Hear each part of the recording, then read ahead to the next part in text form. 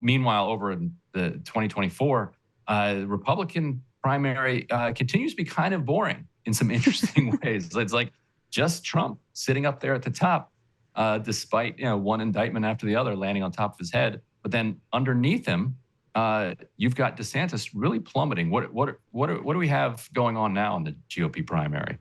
Yes. So yesterday it was announced that Ron DeSantis' campaign manager, Janera Peck, who ran his last gubernatorial campaign that everyone sort of heralded as a massive success, and I think rightfully so. He increased his numbers from a razor-thin margin when he defeated Andrew Gillum to just a resounding level of support in a purple state for a very Republican governor, a very sort of unashamed, unabashed conservative governor who was seen as someone being innovative and novel with policy. She is 2 months into this campaign that had a lot of hype and a ton of money, and she's already out the door. So that was announced yesterday, and as the New York Times describes, they say for the third time in less than a month, DeSantis' campaign announced a major restructuring. She was under fire. Basically, she'd never run a presidential campaign. She'd never actually even worked on a presidential campaign, but she was also, as the New York Times goes on to say, quote, widely seen as miscast in the campaign manager role, even by those who liked her. She'd come under fire in particular for building a campaign team so quickly that Mr. DeSantis was forced to lay off roughly 40% of his aides only 2 months into his candidacy. This is a mistake that a lot of really hyped campaigns make. People probably remember there have been a lot of comparisons with Ron DeSantis and Wisconsin Governor Scott Walker. Those a real problem in the Walker campaign is that they grew basically too quickly, had to make big cuts, and ended up kind of imploding because of that.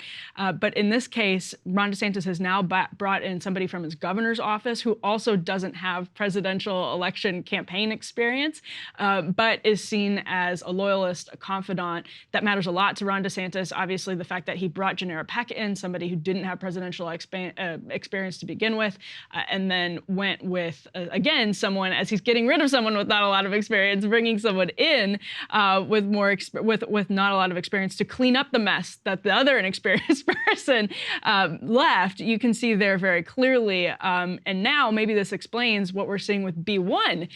This is really interesting that already Vivek Ramaswamy has overtaken Ron DeSantis as Bettors' second choice to win the Republican nomination. So that is from Mediaite, and it's really interesting. Betting odds, they say, which some say provide more accurate predictions than polls, have new GOP candidate behind former President Donald Trump.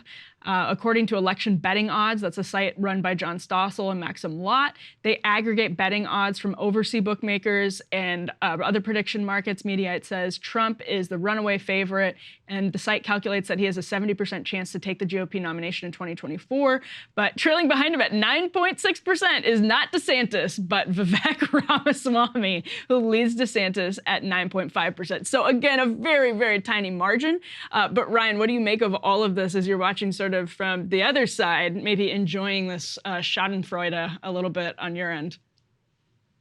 Yeah, there's a lot of people out there who are like Twitter isn't real life, but Vivek seems to be a little bit of a Twitter candidate, and yet is having some huge success. To be number two with all of these candidates, against Ron DeSantis, who back in the fall was, at least according to the people who were doing the gambling, ahead of Donald Trump in those numbers. Like he was literally the odds-on favorite at one point. So now to be behind Vivek, who most people hadn't heard of, Ramaswamy at that point.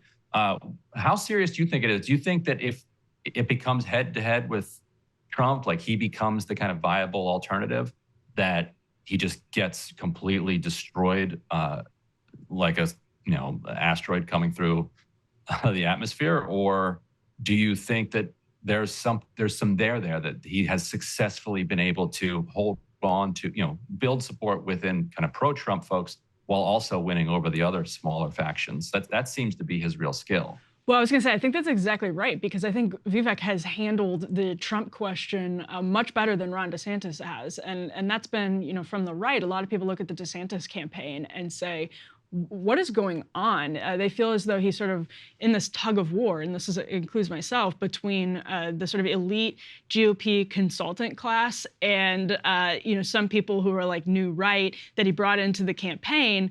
And when you're in that tug of war, it seems like the elite GOP consultant class has won out time and time and again on this, especially the question of Trump.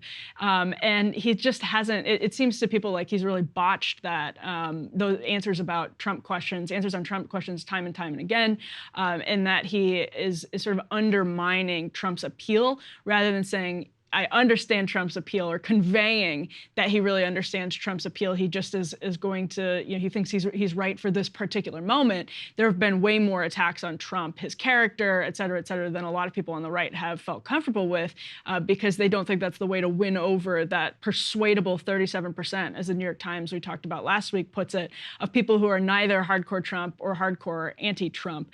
The way to win over those 37 is not to just sort of be like straight Nikki Haley, or straight Mike Pence, but to be sort of more of a middle ground. And Ryan, the thing I was going to turn back around to you is just say this reminds me so much of 2012, potential for a 2012. Remember when you would get a surge in polling for Michelle Bachmann, Herman Cain, and some of these sort of, what's the right word for it? Not fringe, but like long shot candidates, people who are not traditional, eccentric, or even people who are not traditional presidential candidates. So Michelle Bachmann, a representative at the time, and then Herman Cain, a businessman at the time. Maybe that was prescient. Yeah. Yes, 999. What did he say? It was Becky, Stan.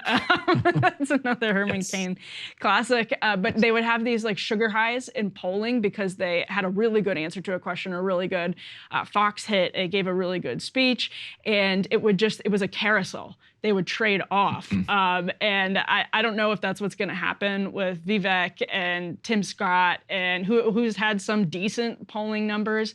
But if Trump is staying dominant up at the top, maybe you get a carousel of sugar highs from other candidates like 2012, and just ultimately nobody's able to overtake him. Right.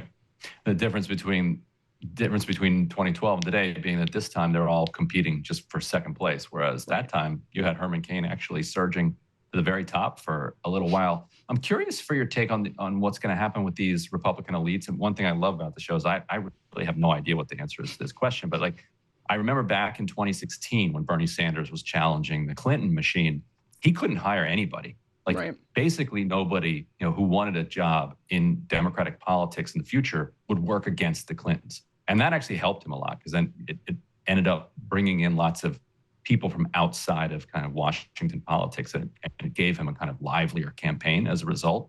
But watching the DeSantis world, people just go to all-out war with the Trump world people. Like I haven't followed it that closely, but it's just such a hot war. You just can't, you can't avoid seeing it.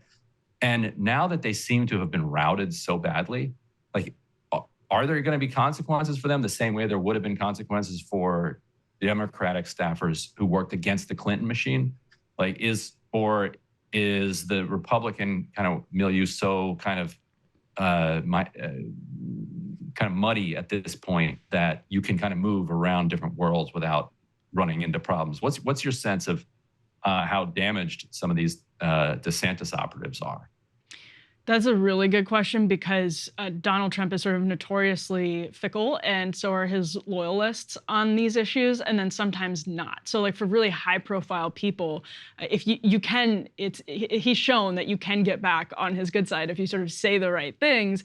But then for the lower profile people, they were, during his administration, actually scanning people's Twitter feeds back like 3 years to see if they had ever liked something that was negative against Donald Trump when they were vetting people for jobs in his administration. So I think it's going to be a mixed bag, but it's a really interesting question for another reason, which is we talked about DeSantis's economic campaign last week that had some populist rhetoric in it. And one thing I keep thinking about was the 2020 Democratic primary, when you had just about every candidate, no matter how much of corporate shills they were, swearing off corporate PAC money. So obviously it was sort of a gesture. But Bernie really benefited because those elite Democratic consultants that were chirping in his ear were not coming from large dollar donors. Like they weren't conveying the messages that they were hearing from large dollar donors, and that there are all kinds of DeSantis donors that have been talking to the press about how disappointed in his campaign they are. And in some ways, for instance, because he has been very conservative on the issue of abortion, because of what one billionaire said was concerning to him was, quote, book bans, which I would argue is a false narrative. But either way, they're criticizing him essentially from the center, or closer to the center left than from the right. And if you were relying more on small dollar donors in the way that Donald Trump has, in the way that Bernie Sanders has, and if you swear off corporate PAC money, you're really able, I think, to be free, not just from the consultants, but from the bosses of the consultants and the friends of the consultants who are constantly chirping in your ear and I think giving you bad advice. And whether there will be consequences is a huge, there are huge implications if there's a Republican in the White House going forward as to how that plays out.